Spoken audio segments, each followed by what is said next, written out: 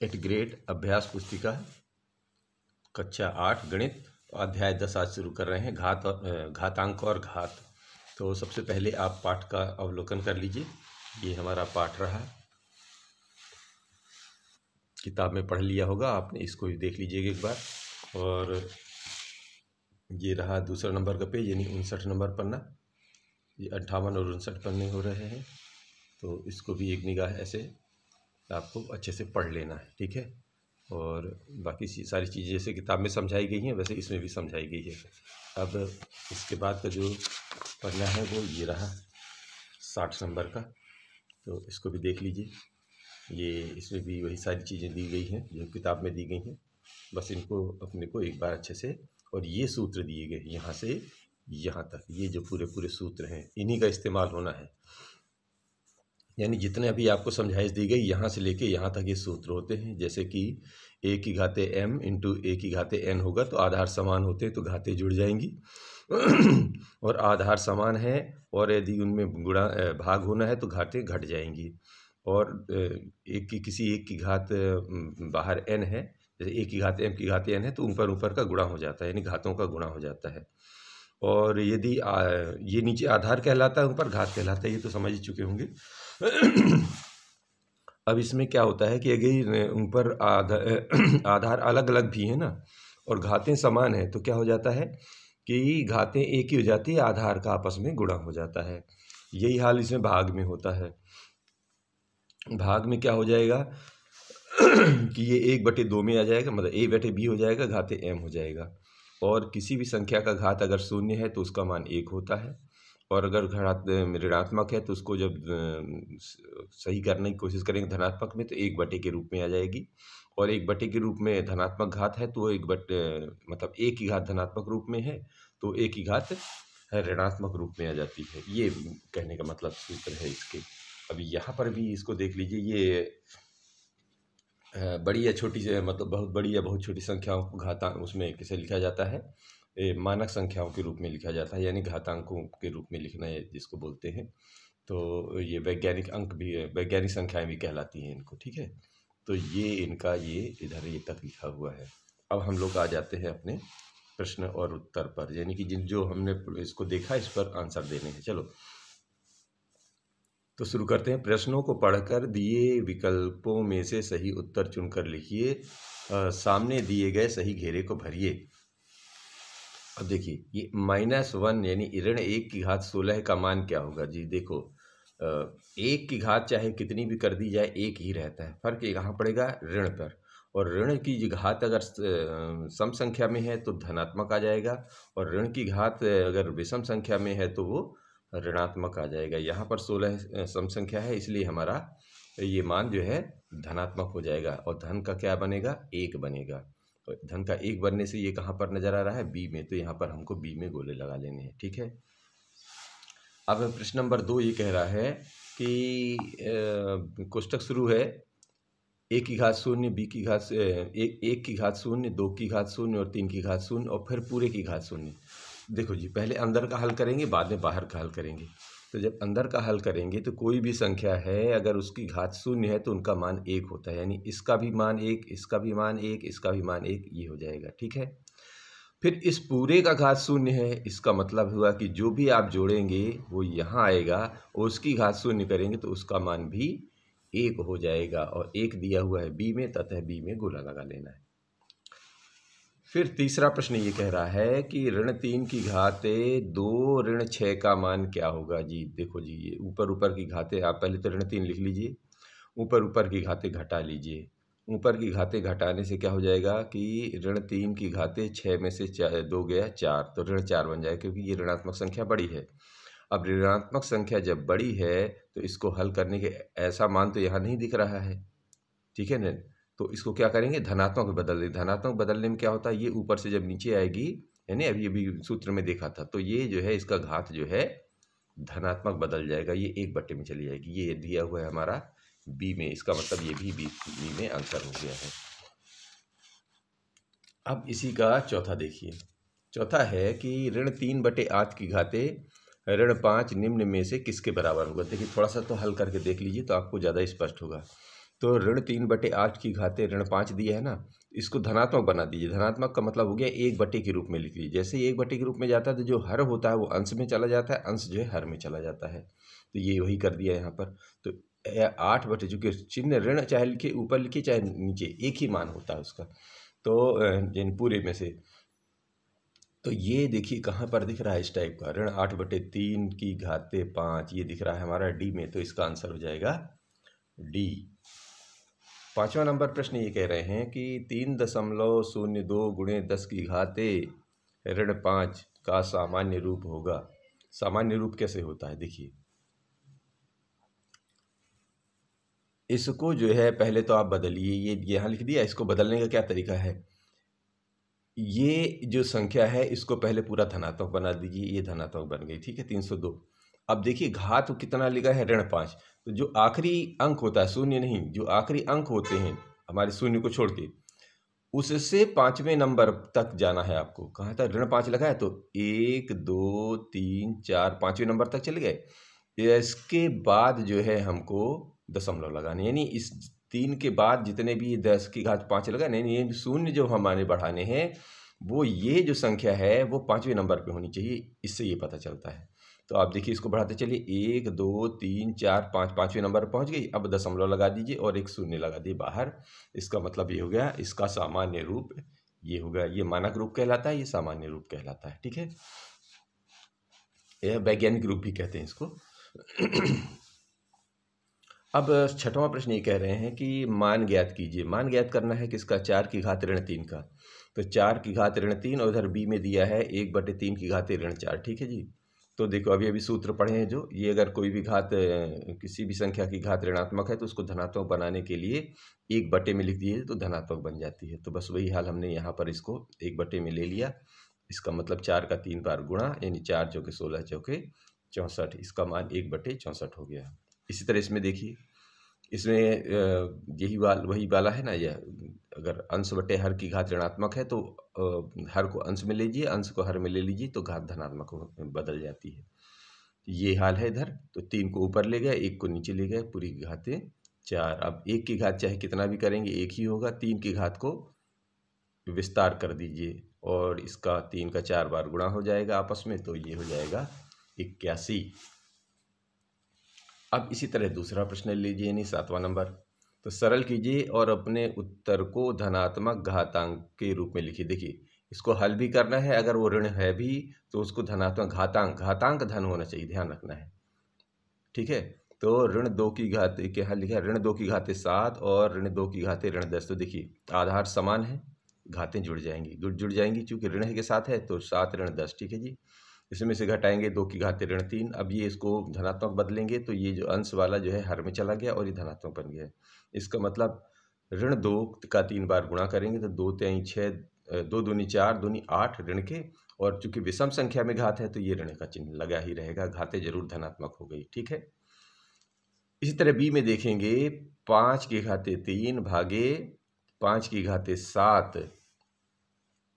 अब देखिए भाग है तो क्या है, आधार तो दोनों के समान है, घातें उनमें घट जाएंगी तो ये ऋण 4 बन गया। ऋण 4 को धनात्मक बनाने के लिए 1/, के रूप में लिख लिया, 1/, रूप में लिख लिया। तो अब क्या है, हल कर दीजिए, 5 का 4 बार गुणा, यानी कि 5 का 4 बार गुणा या 5 की घाते 4 का मान 625। अब कुछ सीधे डायरेक्ट भी लिख सकते हैं आप अगर याद है तो।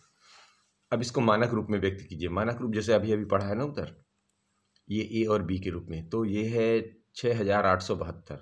मानक रूप में क्या होता है कि हमारा जो आखिरी अंक होता है, यानी कि 1000 या 10,000 या सैकड़ा जो भी दिया हुआ है, उसको एक अंक में लेके बाकी सबको दशमलव में बदल दीजिए और फिर जितने दशमलव लगाते हैं उतने ही घात में इधर 10 की घात में परिवर्तन कर देना पड़ता है। तो 6.872 हो गया ये। अब दशमलव के बाद कितने अंक लगाए हैं उतने ही 10 की घात चढ़ा दी, यही इसका मानक रूप हुआ। इधर देखिए 27,300, तो 2.7300 अंक कितने मिले हैं, 1 2 3 4। तो इसका मतलब हो गया 2.7300 गुणे 10 की घाते 4, ये बन गया हमारा मानक रूप।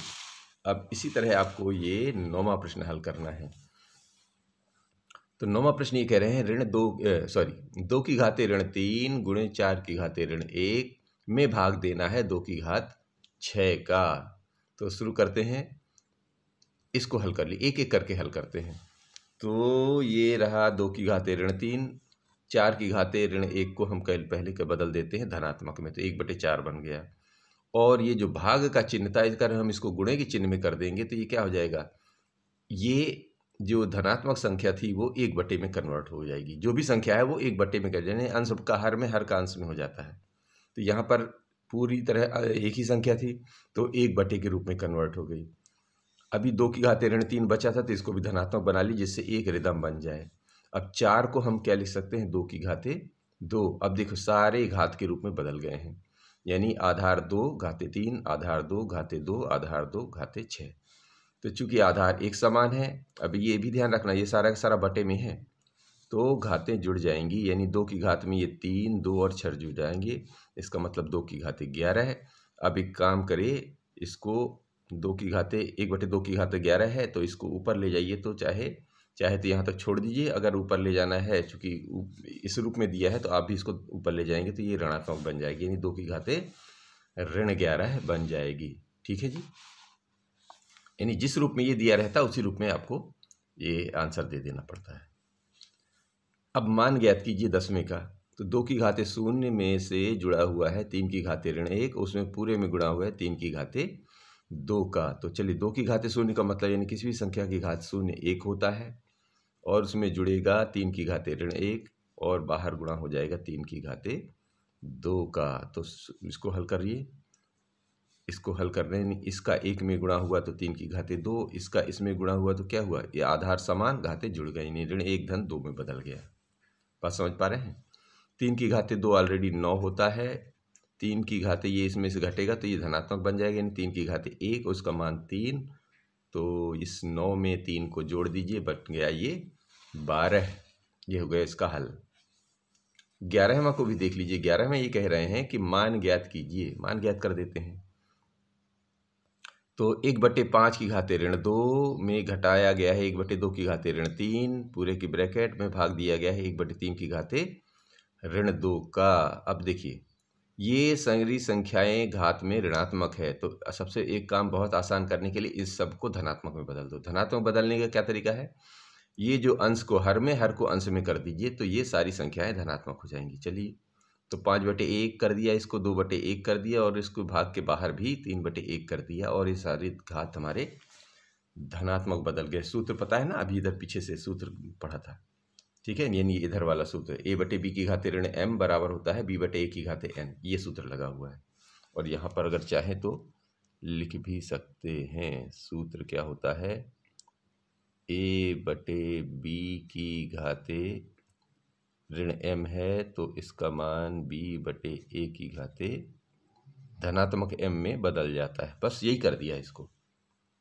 अब नीचे के सारे एक हैं तो एक का मतलब होता है किसी भी घात हो वो एक होता है, तो इसलिए अब इस संख्या को लिखने की आवश्यकता नहीं है। तो क्या करें फिर, तो इसको ये करना है कि ये 5 की घाते 2 बन गया, ये बन गया 2 की घाते ऋण 3, और ये भाग के बाहर 3 की घाते 2 बन गया। बात स्पष्ट हो गई, क्योंकि एक का अब कोई वैल्यू नहीं बचती, भले घात में है तो क्या हुआ। अब ये 5 की घात 25 होता है, और ये होता है 8, और ये भागे 3 की घाते 9, इसमें से इसको घटा देंगे तो 17 भागे 9 अर्थात 17/9। ये आंसर हो गया आपका। अब ले लीजिए 12वां प्रश्न, मानक रूप में व्यक्त कीजिए। चलो जी, ये है सामान्य रूप लिखा हुआ है, और आपको इनको बदल के देना है मानक रूप में। ये भी सामान्य रूप में लिखा है, मानक रूप में बदलना है। तो चलिए शुरू पहले गिन लीजिए कितने अंक हैं, कैसे हैं। 1 2 इसमें इधर वाला ले रहे हैं, तो 1 2 3 4 5वें नंबर पर लिखा हुआ है 7, ठीक है, और 6वें नंबर पर है 8, ठीक है जी। तो हमको पहले लेना है 7.8, यानी इधर वाली संख्या को 7.8 में बदलना है, ठीक है जी।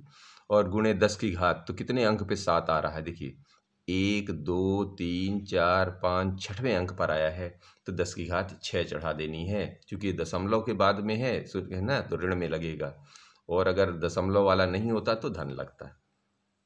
बस इतना ध्यान रखना है। इसी तरह इसमें देखिए 637, तो इसको बना दीजिए 6.37। अब 6 के इधर छठवां कितने नंबर पर, ये गिन लीजिए। तो 1 2 3 4 5, तो 10 की घाते -5 लगा देना, बस इतना ही ध्यान रखना है। यानी जिस संख्या को आप बदल रहे हैं, तो जहाँ से एक उस संख्या, पहली संख्या को तो रखना ही है, उसके बाद दशमलव लगा दीजिए, और जिस संख्या को पहले रखा है बस उसकी अंक गिन लीजिए कितने हैं। तो 1 2 3 4 5, तो इसमें -5 का, इसमें गिन लीजिए 1 2 3 4 5 6, तो इसमें -6 का, बस। और बाकी दशमलव में लगा के रख दीजिए अंकों को। ये आपके आंसर हो जाते हैं। समझ में आ रहे हैं? अब ये ले लीजिए 13वां नंबर। 13वां नंबर ये कह रहे हैं कि 25 की गुणे टी की घाते -4 भाग देना है, यानी बटे में 5 की घाते -3 गुणे 10 और टी की घाते -4, टी शून्य के बराबर नहीं है, ये कंडीशन है। तो इसको इस तरह हल कर दीजिए। कैसे? 25 गुणे टी की घाते -4 है ही, 5 की घाते -3, 10 को क्या है लिख सकते हैं, 2 गुणे 5 में लिख सकते हैं, और ये टी की घाते -8 है। ठीक है जी। अब क्या करिए, 5 की घाते 2, अब इनको ऊपर ले लीजिए। इस 5 की घाते -3 को ऊपर ले जाएंगे तो धनात्मक हो गया। ये 5 की घाते 1 लिखा नहीं जाता, लेकिन अब यहाँ पर घातांकों के रूप में लिखना है तो ये 1 जब ऊपर जाएगा तो -1 में बदल जाएगा, और नीचे अभी भी 2 बचेगा, और टी की घाते -4 पहले से थे, और ये नीचे वाला टी की घाते -8 ऊपर जाके ये धन में बदल गया। अब देखिए आधार इधर के समान है तो ये सारे घाते जुड़ेंगी, यानी 2 धन 3, और ये ऋण के साथ है तो ऋण भी लगेगा, और ये बटे 2 में है। ठीक है, टी के साथ भी ऐसे ही कर दीजिए, टी के साथ -4, और इधर जो है घाते 8 थी, ये जुड़ गया। अब इसको हल कर दीजिए, तो हल करने से क्या हुआ, ये 3 2 5 में से 1 घट गया तो 4 बचा, यानी 5 की घाते 4 बटे 2, और ये टी में से 8 में से 4 घट गया तो टी की घाते 4 बच गया। अब क्या करना है, इसको पूर्णतः सरल करना था, तो 5 की घाते 4 का मतलब होता है 625 बटे 2 और टी की घाते 4, ये इसका सलूशन हो गया, मतलब हल हो गया। 14वां नंबर कहते हैं कि x का मान ज्ञात कीजिए यदि 5 की घाते 2x धन 1 में भाग दिया गया है 25 का, बराबर है 125 के। तो शुरू कर देते हैं। 5 की घाते 2x धन 1 भागे 5 की घाते 25 को हम क्या लिख सकते हैं, 25 को लिख सकते हैं 5 की घाते 2, और 125 को लिख सकते हैं 5 की घाते 3, कि इसका मतलब ये है कि 5 का 3 बार गुणा ही तो 125 था। तो क्योंकि घातांकों में एक बार बदल लेने से क्या हो गया, इसको भी इधर के भाग का मतलब क्या होता है, a बटे b के रूप में है, तो a बटे b के रूप में, तो ये भी इसके साथ जुड़ेगा, तो ये ऋण के साथ जुड़ जाएगा। तो 5 की घाते 2x धन 1 में ये आके ऋण 2 लग गया। ठीक है जी, और इधर 5 की घात 3 है। अब इधर आधार 5 है, इधर भी आधार 5 है। जब आधार समान हो तो पहले इसको हल कर लिया है, 5 की घाते इससे कर दिया 2x ऋण 1 और 5 की घात 3 अब लिख दिया। आधार समान होने पर घातांकों की तुलना करते हैं, कि आधार तो समान दिख ही रहे हैं, इधर भी 5 इधर भी 5, तो 2x ऋण 1 बराबर 3 के हल कर देंगे तो ये आके इधर 4 में बदल गया, और भाग देंगे तो x का मान 2 आ गया। ये इसका सलूशन हो गया, इसका हल हो गया। ठीक है जी, यानी x का मान ज्ञात हो गया। अब ये 15वां नंबर कह रहे हैं कि कक्षा 8 की गणित की पुस्तक की मोटाई 20 mm है, मतलब 20 मिलीमीटर है, और एक कागज की मोटाई 0.0016 सेंटीमीटर है। ध्यान रखिएगा, शून्य के बाद ऐसे नहीं पढ़ देना कि ये 0.0016, ऐसे नहीं पढ़ना। दशमलव के बाद के अंक एक एक करके पढ़े जाते, चाहे छोटे जितने भी अंक लिखे हों। कैसे पढ़ेंगे, 0.0016 सेंटीमीटर। ठीक है जी, ठीक है। अब आगे पढ़ना है कि कागज की मोटाई से गणित की पुस्तक की मोटाई की तुलना कीजिए। तो देखो जी, पैमाना पहले आप ध्यान रख लीजिए कि 10 मिलीमीटर जब हम इकट्ठा करते हैं तो क्या बनता है, 1 सेंटीमीटर। तो जब 20 मिलीमीटर के बारे में चर्चा करेंगे तो कितना हो जाएगा, 2 सेंटीमीटर। बस समझ रहे हैं। और ये भी मिलीमीटर में सेंटीमीटर में है, तो इसको भी सेंटीमीटर में बदल लिया हमने। अब तुलना करनी है। तुलना कैसे, पुस्तक की मोटाई की कागज की मोटाई से तुलना। पुस्तक की मोटाई कितनी हो गई, ये सब सेंटीमीटर में आ गया, तो ये 2 सेंटीमीटर है और ये 0.0016। अब इसको एक काम करिए, इसको बदल दीजिए, तो ये दशमलव हटा के इसको सामान्य रूप में ले आइए। तो ये तो 16 है, और जब 16 का ऊपर हटाएंगे दशमलव तो ये ऊपर चला जाएगा, तो ये दशमलव की जगह 1 और 1 2 3 4 अंक के शून्य लग जाएंगे। अब इनको हल करने से पर आ जाता है इधर 1250 और इधर आ जाता है 1, काटपीट तो दिख ही रहा है आपको। इसका मतलब ये हुआ 1250 का 1 के अनुपात में आ गया काम, ठीक है ना, यानी तुलना आ गई। अब लिखेंगे कैसे, अर्थात कागज की मोटाई, यानी कागज की मोटाई ये रही, ये नीचे लिखा था ना, की तुलना में, यानी 1 की तुलना में पुस्तक की मोटाई 1250 गुना है। ये इतनी लिखना है, ठीक है। 1250 का 1 से अनुपात आ गया, और साथ में इसका ये विस्तार, मतलब इसका वर्णन भी लिख दीजिए। इस तरह ये पाठ 10 भी समाप्त होता है। अब हम लोग मिलते हैं अगले पाठ के साथ अगले वीडियो में।